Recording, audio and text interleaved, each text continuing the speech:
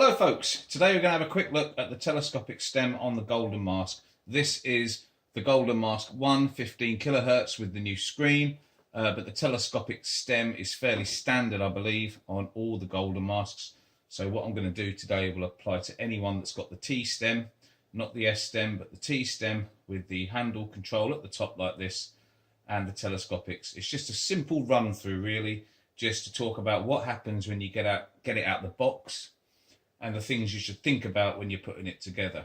Okay, so it's very, very simple. It is just a three-piece construction. 1, 2, and 3.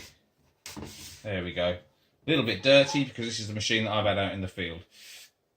Now, the first thing I want to talk about is this first piece that actually goes into the main housing. Well, it all goes into the main housing, obviously, but this is the big piece at the end. This is the piece that will actually come out of here. If I pull that hard enough, if I bring it far enough out, it will slide out. And you don't really want to do that. So this is the part that you probably adjust the least. And there's another reason why that is as well, is because some people do say that they get a little bit of stem loosening. They say that sometimes this comes undone and the coil starts to turn. Now, I believe from using these that if the coil starts to turn, it might be telling you to swing a little bit slower. An erratic movement, especially with the bigger coils, is obviously going to put twist and inertia on this as you're moving it in the field. My advice would be to keep quite a bit of this main piece in and do more extending with these ones, the middle and the lower, because the middle and the lower have a stop. So you can't actually pull them out. Now that's quite wonky. I don't quite want it all that way on there. But if I just take it back a little bit, I can do that up. There you go. So if I'm a taller person, I can get quite a good piece of that middle stem. Same with the bottom one.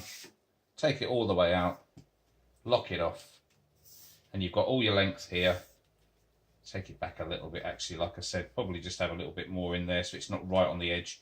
But you've got quite a lot of length that you can get on your detector there without pulling this one out. So I would take the first two to their full length first if I were you, but just have a play with these stems. As I say, they are a good idea, but you do have to get used to them. One other thing that I will say about these stems also is the position of your coil. These two do not move. You position the coil with the end one. So when you've got your machine, let's just for argument's sake, let's actually pretend that I'm a very, very short person.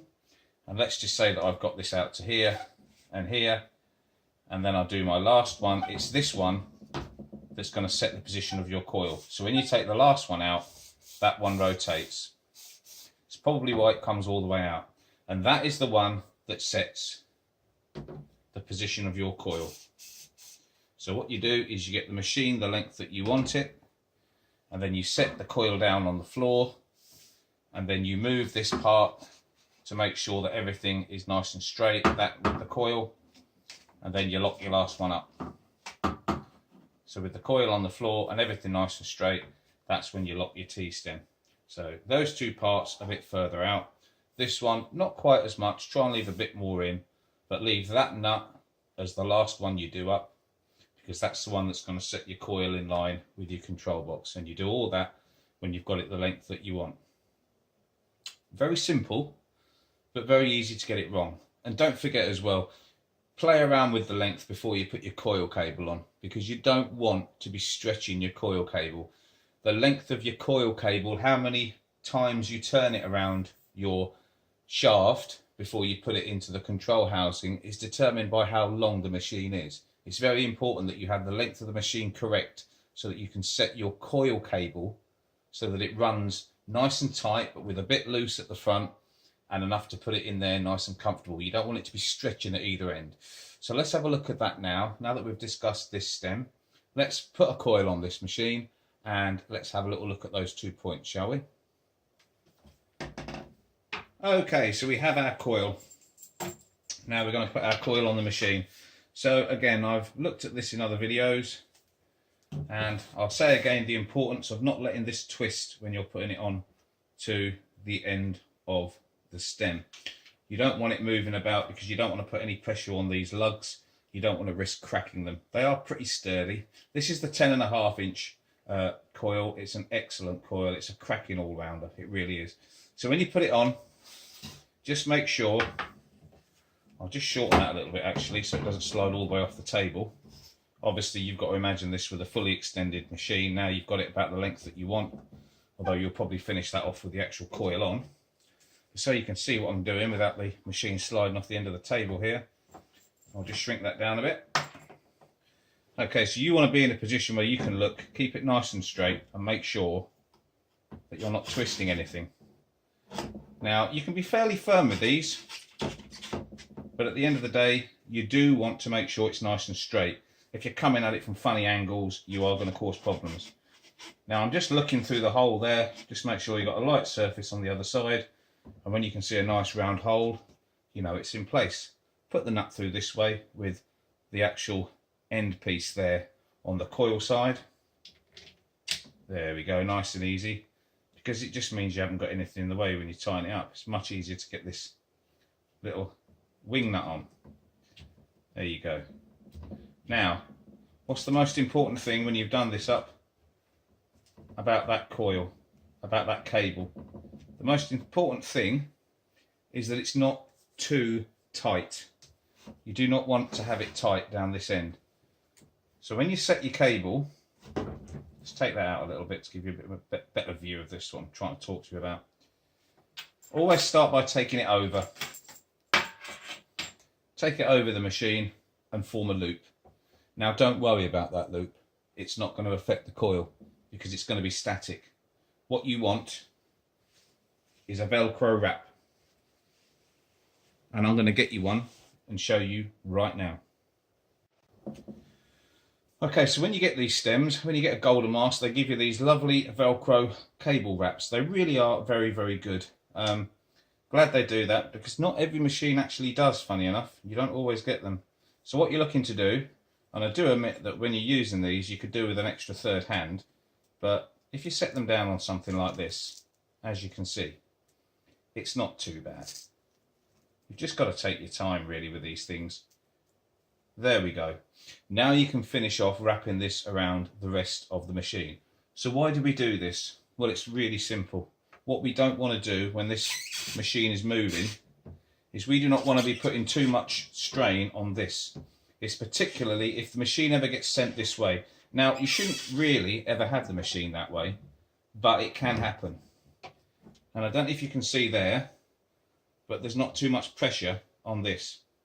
I know it's designed to move, I know it's designed to flex. However, you don't want to put tension on it if you can help it, because it's the point where the cable's going in. You don't want it pulling and yanking.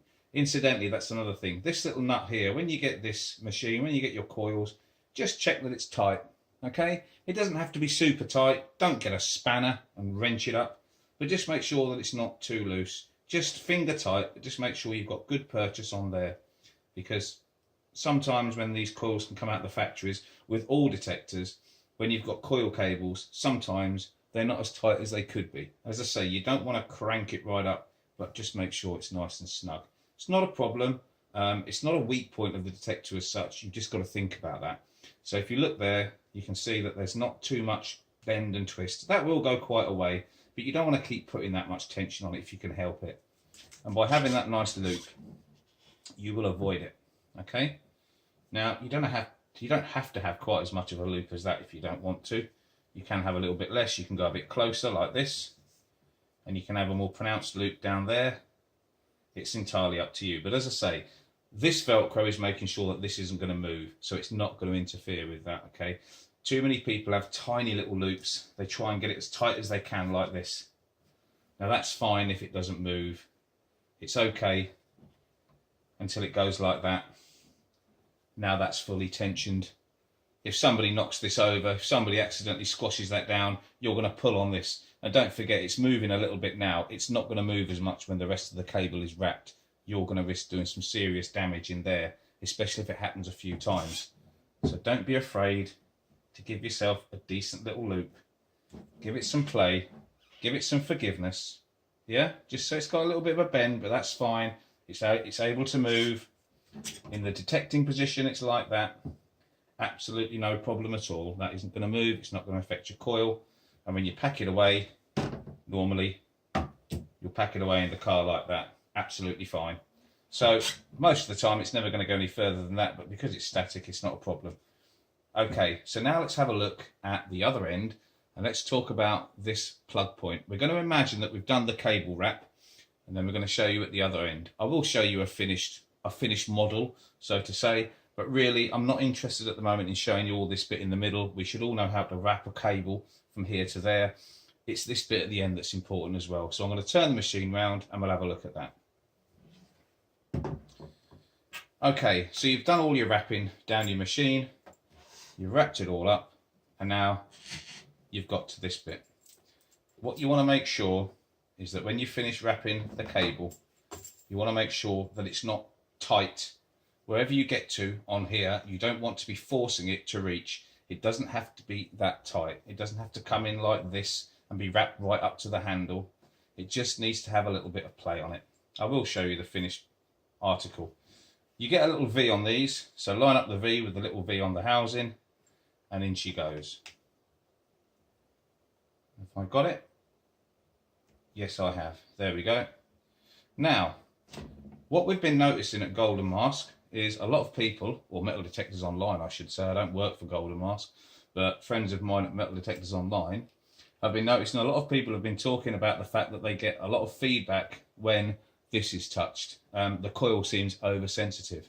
And what we're finding a lot of the time is that these haven't been tied up properly, haven't been wound up properly, I should say. So these little locking screws, you must put them on nice and easy. Make sure you get the thread. Just take your time. They're not difficult. Just don't go at it with gorilla hands, you know, just take your time. But then once it's on, make sure you take it all the way up and just tighten it like that. Okay, so here we go. We've got the cable now wrapped around the machine. There's the beginning again. Look, just to show you, there's your loop. Make sure that that doesn't turn around when you're doing the rest. Some people will use electrician's tape for this, and that's fine if you're not changing your coils very often. If you leave the same coil on the machine a lot and you want to do that, you can really hold that loop in place with electrical tape. But do bear in mind, if you use electrical tape, you run the risk of damaging the cable if you use sharp objects to cut it off. So be very, very careful with your electrical tape. Don't put loads on, don't make it hard to get it off. Just put a couple of wraps round and do it in a way where you've got a little area or somewhere where you can just snip it with a sharp pair of scissors but not catch this. I've got nothing against electrical tape, but just take care because it's a bit harder to get off, obviously. Right, back down this end. Okay, so your coil's gone all the way along. It doesn't have to be super tight. As you can see, look, I can almost get my finger under there, but it's not going to move. It's not a problem, okay? This isn't going to affect the way you detect. The business end is nice and stable. The whole thing's nice and stable. It's not going anywhere on the swing, look. It's not going to move. And up this end, I've got a little bit of play. And you want a little bit of play for two reasons. One, you do not want to be putting loads of pressure on this. You don't want to be stretching to get it in because you don't want it to be pulling on the control box. That's not healthy for any connection. But two, if you catch this with your hand or you drop your spade and it comes this way, you want a little bit of play. You want a little bit of give so this can take any little knock or push. If it's really tight, any slight push is going to go straight on that. And you don't want that. So make sure you've got a little bit of give and take. It actually helps. It's safer that way. And to be honest, it's not going to affect the performance of the machine. You've got the business end right. You've got this wrap round. Last but by no means least, your second Velcro or your second fixing up here. Do remember to have it on this piece here. Okay? You are going to lose a little bit of the retraction of the machine. Only a fraction of retraction. Excuse me. But if you've got it here, then you're not going to be able to get the middle stem in. If you've got it there, then you can take the machine down. At the end of the day, you're only going to lose that much. Okay, when you go to put it in the car, it's no big deal. And that way, you can get all the others in as well. And obviously, when you take your machine out at the end of the hunt, the next day, the next time you go detecting, you are going to have to spread this a little bit, but it's dead easy. It's dead easy. So I have mine there and I just leave it that long. So the machine is still put down, but as I say, it doesn't go down quite as far as it normally would, but it goes down that far. You can move it a little bit when it's like this, if you really wanted to. You could do it up like that. There you go. That's quite small now, quite compact. So you haven't lost a lot. But don't forget, if you do that, when you start bringing it out again, you're going to find that because you've brought this down, you're going to stretch it a little bit more, so you need to take that back again. So it's just a question of remembering. It takes seconds. It really is not a problem. But just when you put your machine together, just have a think about the position of all of these. Just watch your cables. Just make sure they're all nice and free and they can all move. Get it back to the length you want it. Ironically, when you do all this properly, actually, your cable is a good guide of getting it the correct length. So you don't have to faff around every time trying to work out how long you want it again. Because what you tend to find is the position of the cable. When you know the cable's right, you know the machine's right. Because the cable is your guide from the last time you set it up. So I tend to just leave it like that. And the cable becomes my guide. So, as you can see, it needs to go a little bit further out. That's not correct, because it's a little bit looser than I had it before, just there. So this one needs to come out a little bit more. But I know that, to be honest. But there you go. As I said, my cable becomes my guide. There you go. And that one holds it in place there. That one holds it in place there. Oh, stretching as I go to put it down on the table. That one needs to come up a little bit. Get my loop. That's not quite as far as I want it. So I just need to change that a little bit, but it takes seconds to get it right. It's a lot quicker and easier to get it right in the field than it is to try and use this machine on a table. But there you go. There's the cable. There's the stem. That's putting it together. I want to show you one last thing on the control box now, because it's something that a few people have been forgetting. Okay, and very, very quickly now, I just want to show you what I mean. You're detecting, hitting some nice signals and some nice targets. There you go. And you suddenly decide you want to change something, so you go into the menu and you make a change. You change your frequency, or you change your gain a little bit, or you want to change your iron volume, or whatever you do. Don't forget, when you've done whatever it is that you want to do, to perform a reset. Okay, you press enter and you come out of the menu. Do it again. Okay, it's not always necessary, but it just makes sense. It's a kind of reboot. It just settles it back down again in whatever settings you've got. So also, if you change your discrimination, you might put your discrimination up. See that black bar going along the bottom there? I'm up in the discrim. I would never run it with 33 personally, but each to their own. But whatever you put it on, whatever you decide for your conditions that you want it on, once you've finished, just press enter until you see reset. Okay? It's just rebalancing the machine, resetting it up. I shouldn't really use the word rebalancing, but it's as good a word as any, really. But whatever you go in, whatever you do, if you go in the menu and you change something up or down, let's put the gain up a little bit. It's down really low because I'm in the house and I don't need it up for these tests. But let's just say I've changed my gain. Enter takes you out of the menu. Enter again. Reset. Once you see that reset, you know that it's kind of set in stone your new parameters for detecting.